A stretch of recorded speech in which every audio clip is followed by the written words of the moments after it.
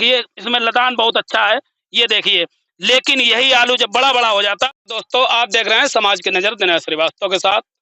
आज हम पहुँचे हैं इंदरगढ़ के बेला मौसरैया क्षेत्र में पारसपुर गाँव में और यहाँ की पोजीशन दिखाना चाहते हैं। हमारे साथ किसान भाई लोग भी हैं। चर्चा करते हैं कि आलू में कितना आकलन जो हम बताना चाहते हैं कि किस क्षेत्र में कितना नुकसान हुआ है। इस आकलन को लेकर जगह-जगह का वीडियोज हम दिखाने का प्रयास कर रहे हैं, जिससे कि हमारी आवाज़ सरकार तक पहुँचे और कुछ ना कुछ लाभ किसानों तक वित्तीय सहायता मिले। जैसे कि फसल बीमा होता है लेकिन किसानों को कभी दिया नहीं जाता है। तो आलू की फसल जब बर्बाद हो गई है तो कम से कम फसल बीमा मिलना चाहिए, जिससे कि किसानों को राहत मिले। दद्दा क्या नाम है आपका? नन्हेलाल। नन्हेलाल जी, ये बताइए साहब, अपने ये जिस खेत में खड़े हैं, ये कै बीघा खेत होएगा? ये होगा 2.5-3 बीघे। कौन सा रोग इसमें लगा है? ये झुलसा लगा है। झुलसा। हाँ। तो अपने बेला मौसरैया के अंतर्गत आने वाले जो गांव हैं, कितने परसेंट मतलब ग्रसित होंगे रोग से? ऐसे 70% करीब। क्या भैया आपको चलो आपको शुभ नाम का? 80% है। 80%। आपको आपको क्या नाम? आयवरन सिंह। आयवरन सिंह। 80% चला गया। 80%। मतलब जो भी पक्की फसल आलू गाड़ा गया उसमें 80% 80% गया। 80%।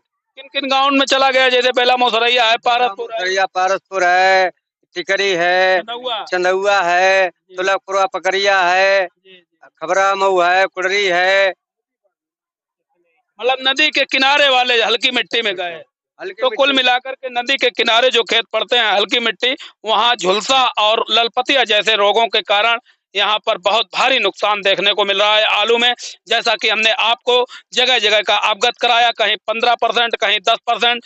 लेकिन जब हम बेला मौसरैया के क्षेत्र पारसपुर गांव में आए तो यहाँ लोगों ने बताया यहाँ 70 से 80% के आसपास नुकसान दिखाई दे रहा है। अब इस पेड़ में आपको दिखाने का प्रयास करेंगे कि इस पेड़ में कितना कितना बड़ा आलू है। अब इसमें प्रोडक्शन अगर देखा जाए तो प्रोडक्शन इसमें आधे से भी कम होने की संभावना दिखाई दे रही है।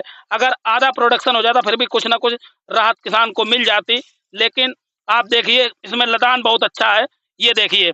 लेकिन यही आलू जब बड़ा-बड़ा हो जाता तो ये आलू कम से कम 1 किलो हो जाता कि नहीं? बहुत अच्छा।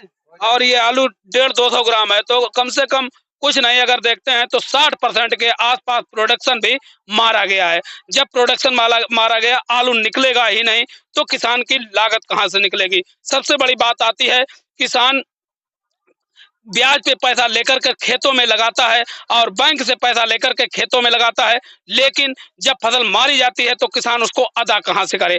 बैंक वाले कहते हैं बीमा कि फसल बीमा किया गया है, लेकिन कभी किसी किसान को हमारी समझ में फसल बीमा नहीं मिला। दादा फसल बीमा कभी मिला आपको? नहीं मिला। क्रेडिट कार्ड बना है? हाँ बना है।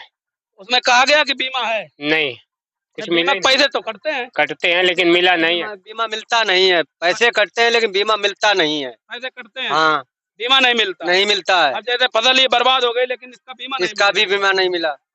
तो कुल मिलाकर कहने का मतलब यही है कि किसानों के क्रेडिट कार्ड जब लेते हैं तो कहीं ना कहीं बैंक वाले भी कहते हैं कि फसल बीमा के रूप में इतने पैसे आपसे लिए जा रहे हैं, लेकिन कभी भी किसी किसान को फसल बीमा का लाभ नहीं मिला है। हम इंदरगढ़ के क्षेत्र बेला मौसरैया गांव पारसपुर में खड़े हुए हैं और यहाँ आलू की फसल दिखाने का प्रयास कर रहे हैं।